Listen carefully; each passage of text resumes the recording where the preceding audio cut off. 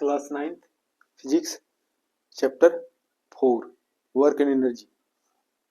So mechanical energy is the sum of kinetic energy and potential energy. Kinetic energy you have read, the energy possessed by body due to its motion is known as kinetic energy. Kinetic energy is equal to half mv square. Now you will study potential energy.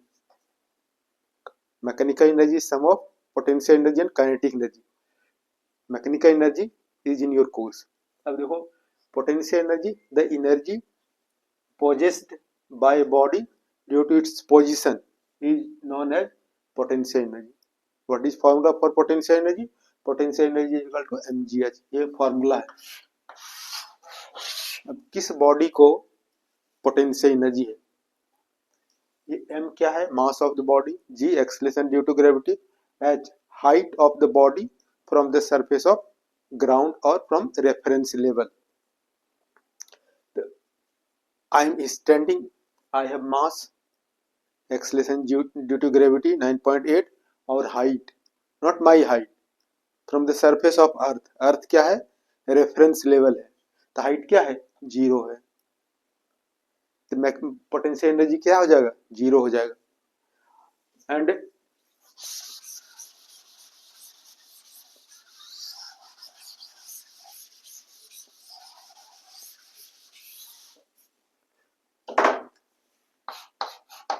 kinetic energy is equal to half mv square. I am at rest, I have mass and velocity 0. Velocity 0 हो गया, तो kinetic energy कितना है? How much I have kinetic energy? Kinetic energy 0. How much I have potential energy? Potential energy 0. क्यों? h 0 है. Height of the body, my height from the surface of earth क्या है? 0 है, तो पोटेंशियल एनर्जी 0 हो जाएगा, काइनेटिक एनर्जी 0 हो जाएगा.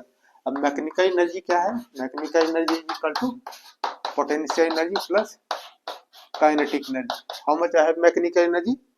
0. काइनेटिक एनर्जी भी 0 है, पोटेंशियल एनर्जी 0 है, then I have 0. Suppose you are on the ground, so you have mechanical energy 0. if you are running, you have kinetic energy and potential energy 0. अगर कोई body aeroplane is flying, aeroplane को क्या है? Aeroplane is in motion, so aeroplane has kinetic energy. Aeroplane क्या है? अर्थ के surface से कुछ हाइट पर है, h है, तो अर्थ aeroplane has potential energy. So flying aeroplane has potential energy and kinetic energy. So then flying aeroplane has mechanical energy. Birds are flying. Birds को क्या है? दोनों है, kinetic energy और potential energy. Water क्या है? Stored in the dam. अर्थ के surface से कुछ हाइट पर है, तो वाटर को क्या है? Water is stored in the dam has potential energy. जब फॉल करेगा वाटर from the dam, तो then flowing water, moving water, then it has also kinetic energy. So flowing water has both potential energy and kinetic energy. So now you will derive expression for potential energy. Potential energy actually क्या है? Work done. हमारा ये ground है, अर्थ है, अर्थ के surface पे एक body है, मास कितना है? m मास है. इस बॉडी को from point A to B इसको रेज करना, उठाना है, इसको फोर्स लगाना है. Force equal to against gravity, force कितना हो जाएगा? F equal to mg.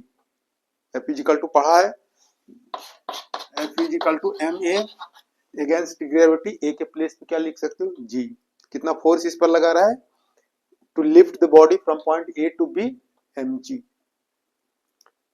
What will be the work? This potential energy.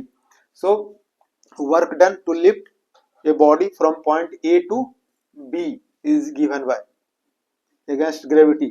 तो वर्क डन इक्वल टू क्या होगा? W equal to F S. F कितना हो गया? From second law of motion, F is equal to mg, और s क्या हो गया? यहाँ से h, s के प्लेस पे h लिख सकते हो, तो वर्क डन कितना हो जाएगा? W is equal to mgh. This work done is stored in the body in the form of potential energy. अब बॉडी को यहाँ से ऊपर लाते हैं तो क्या होगा? वर्क डन होगा. तो this work done is stored in the body in the form of potential energy. हो work potential energy equal to work done. So ये वर्क डन जो है वर्क डन के प्लेस पे क्या लिख सकते हैं, potential energy. So potential energy equal to mgh। So ये पोटेंशियल एनर्जी किस किस फैक्टर पर डिपेंड करता है,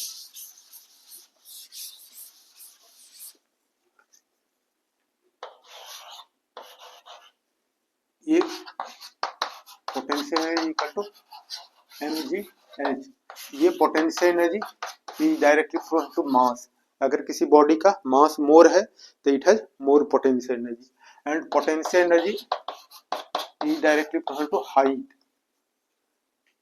हाइट जो है, जितना अर्थ के सरफेस से बॉडी जितना लिफ्ट करोगे, हाइट बढ़ेगा तो पोटेंशियल एनर्जी भी बढ़ेगा इसका। And G at a place you can consider constant 9.8, just you know G is equal to 9.8 metre per second square.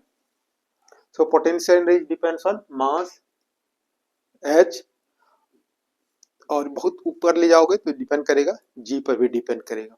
तो एंड ऐसा unit of potential energy equal to कितना हो जाएगा, joule.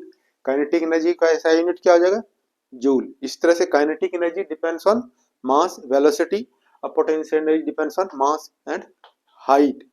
So how much I have mechanical energy, zero, because I am at rest, velocity zero, kinetic energy zero, height क्या है, zero है, potential energy zero.